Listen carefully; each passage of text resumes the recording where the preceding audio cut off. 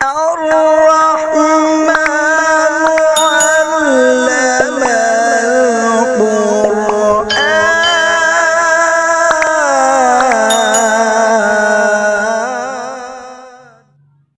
بسم الله الرحمن الرحيم.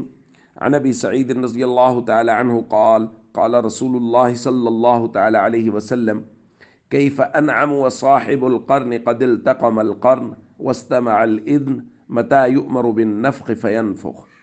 رواہ الترمذی. نبی کریم صلی اللہ علیہ وسلم نے ارشاد فرمایا، میں کیسے آرام کروں جب کہ سور والے فرشتے یعنی اسرافیل علیہ السلام سور کو منہ میں لیے ہوئے اس حکم پر کان لگائے ہوئے ہیں کہ کب سور پھونکنے کا حکم صادر ہو اور وہ اس میں پھونک دیں۔ دوستو، سور پھونکا جانا یعنی قیامت کا قائم ہونا۔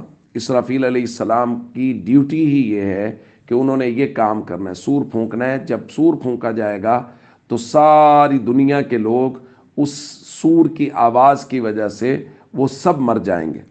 نبی کریم صلی اللہ علیہ وسلم نے فرمایا، قیامت کا منظر یہ ہوگا کہ لوگ اپنے کاروبار میں اپنے کاموں میں مصروف ہوں گے۔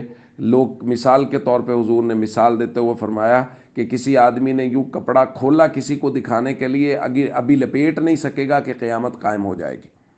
تو قیامت قائم ہونے کی ابتدا سور پھونکنے سے ہوگی۔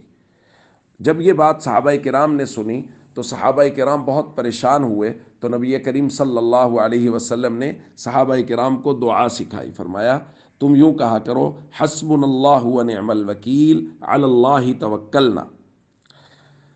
تو دوستو، ہم سب کو آخرت کی، قبر اور قیامت کی تیاری کرنی چاہیے۔ اور آپ اس حدیث میں غور کریں کہ نبی کریم صلی اللہ علیہ وسلم فرما رہے ہیں کہ میں کیسے آرام کر سکتا ہوں، حالانکہ میں دیکھ رہا ہوں کہ سور والا فرشتہ وہ سور پھونکنے ہی والا ہے۔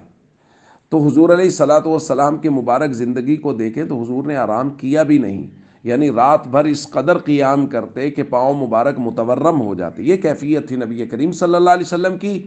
اور ہماری کیفیت کیا ہے؟ یعنی حضور تو اس قدر عبادات میں مصروف ہیں اور آرام نہیں کر رہے، اور عبادات کی پوری پابندی۔ آرام نہ کرنے کا مطلب کہ عبادت کے وقت آرام نہیں کر رہے۔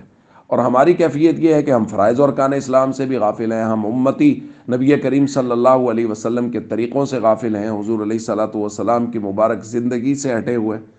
تو ہم سب کو چاہیے ہم اللہ کے نبی صلی اللہ علیہ وسلم کی مبارک زندگی کے مطابق اعمال کریں اور فرائض و ارکان اسلام کی بھرپور پابندی کریں۔ السلام علیکم ورحمۃ اللہ وبرکاتہ۔